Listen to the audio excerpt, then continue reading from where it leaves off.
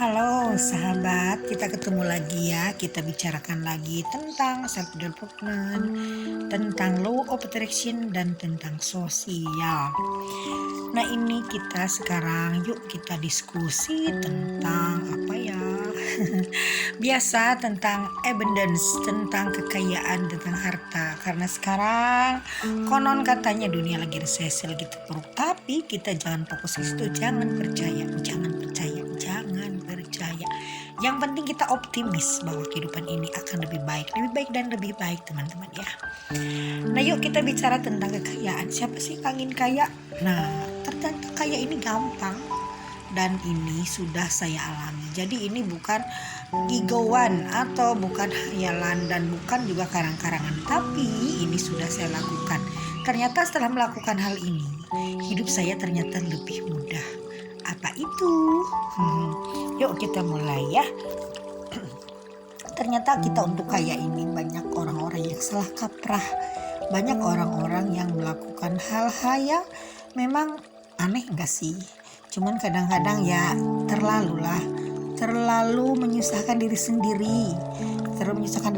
Misalkan, wah saya ingin berdoa di sana deh, di Ka'bah aja sambil umroh sambil haji. Nah, berdoa jauh amat sih gitu kan. Sementara Tuhan kan ada di mana-mana. Bahkan kata Ebit Ade, Tuhan ada di sini di dalam jiwa ini. Nyanyi dulu sejenak ya. Nah, ini sebenarnya ini bisa kita dilakukan dengan hal yang sederhana. Pertama, kita daripada sekarang berziarah jauh-jauh dulu. Kita sekarang hidup ini berdasarkan dari jasa orang tua kita, ibu kita, bapak kita, nenek, kakek, dan sebagainya. Nah, jadi sebelum kita malah jauh-jauh berziarah ke tempat terlalu jauh, yuk sekarang kita muliakan dulu ibu kita, bapak kita, keluarga kita, nenek, kakek, kakak, adik. Dan karena mereka kita hadir di dunia ini teman-teman. Yuk kita berterima kasih sama mereka, perhatikan keinginannya, muliakan selagi mereka ada, ikuti keinginannya. Dan kalaupun misalkan beliau sudah meninggal, kita harus rajin-rajin mendoakan beliau, juga harus rajin-rajin ziarah ke makamnya teman-teman ya. Nah, karena ini dengan cara melakukan ini kita akan lebih dimudahkan dalam banyak hal, dan ini sudah saya alami. Dan ilmu ini baru saja saya praktikkan. Ini baru saja ya baru saja dalam artian di bawah 10 tahun ya. Dan ternyata dengan melakukan hal ini hidup saya ternyata lebih mudah teman-teman ya. Yuk kita sekarang daripada belum mampu kita ke haji, belum mampu kita ke umroh, yuk kita kesini dulu aja. Orang tua kita dulu, muliakan dulu mereka, karena itu sebenarnya yang akan merupakan pembuka rezeki, yang akan merupakan itu hal-hal yang merupakan hal yang disukai sama Tuhan dan alam semesta kita, sehingga kita vibrasinya tinggi dan alam semesta akan memberikan kelimpahannya ke kita, karena kita memang menyayangi orang tua kita, keluarga kita, dan para leluhur-leluhur kita yang memang karena mereka kita itu hadir di dunia ini. Lalu yang keduanya apa teman-teman ya? Yang keduanya kita harus sering-sering bersyukur. Bersyukur seperti apa? Bersyukur dalam arti kita mensyukuri apa yang sudah terjadi dalam hidup kita, apa yang sudah dirasakan. Misalkan kita alhamdulillah sudah punya rumah. Meski rumah kita tidak sebesar istana, tapi kan ada tempat untuk berteduh. Dibandingkan orang-orang yang ada di luar sana, mungkin orang di situ di jalanan itu tidak punya rumah, tidak punya tempat berteduh. Lalu kita bersyukur kalau sudah punya pekerjaan, sudah punya penghasilan, bersyukur. Besar kecilnya kita bersyukur kita sudah punya penghasilan. Lalu yang paling penting kita bersyukur bahwa kita ini masih bisa bernafas, kita masih punya 2 kaki 2 tangan, kita bisa punya 2 mata, kita bisa melihat yang indah-indah, bisa melihat yang cantik dan yang ganteng. Juga kita bisa punya alat pengecap lidah.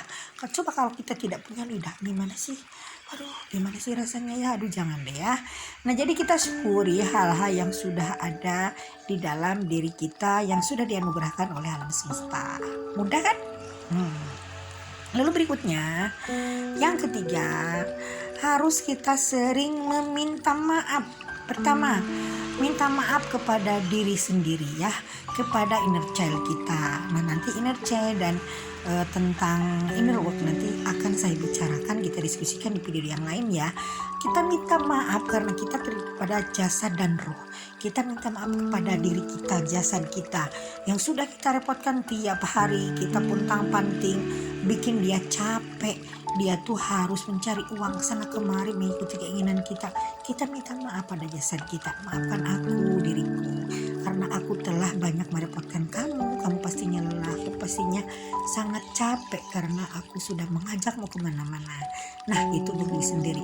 Lalu kita sering minta maaf kepada orang tua, kepada teman-teman, kepada siapapun. Jadi kata maaf ini berat loh ya. Apalagi kita kalau misalkan punya kesalahan di kantor atau di kerjaan atau dimanapun. Waduh, untuk minta maaf duluan gengsi dong. Biasanya kan begitu ya. Nah, sekarang setelah tahu law of attraction, itu kita harus benar-benar minta maaf ini dengan dari dasar hati teman-teman ya. Karena kata maaf ini akan membukakan pintu rezeki yang selebar-lebarnya dari alam semesta teman-teman ya.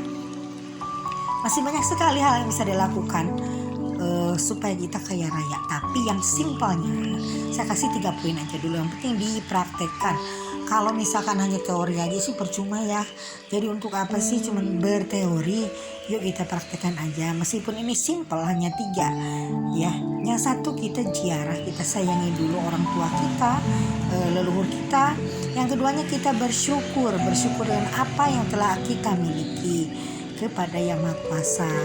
Lalu ketiganya, kita sering minta maaf kepada diri sendiri, pada orang-orang, apalagi kepada orang yang sering kita seolah-olah kita sering bersalah lah, kepada guru kita, kepada teman kita, pada keluarga kita, istri kita, suami kita, anak kita ya. Jadi meskipun kita ke anak yang segan-segan kita minta maaf karena mungkin kita punya kesalahan, kita bisa melukai hati mereka teman-teman ya.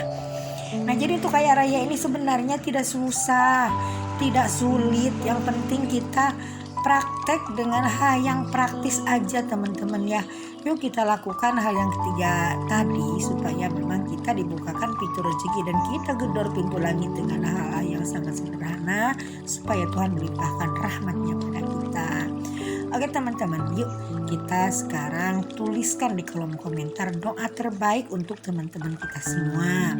Doa terbaik untuk siapapun yang ada di muka bumi ini, termasuk untuk hewan, untuk tumbuhan teman-teman ya. Nah, jadi hewan pun kita doakan, karena bagaimanapun hewan dan tumbuhan ini juga makhluk dari alam semesta ini teman-teman ya. Oke, kalau misalkan teman-teman ada yang berpengalaman dalam law of attraction, ini pengalaman apa yang kira-kira bisa diikuti atau untuk teladan untuk teman-teman yang bisa diambil intisarinya, untuk teman-teman yang di sini yang di YouTube ini ya, mudah-mudahan bermanfaat untuk mereka dan mudah-mudahan video ini pun bermanfaat bagi teman semua teman-teman ya.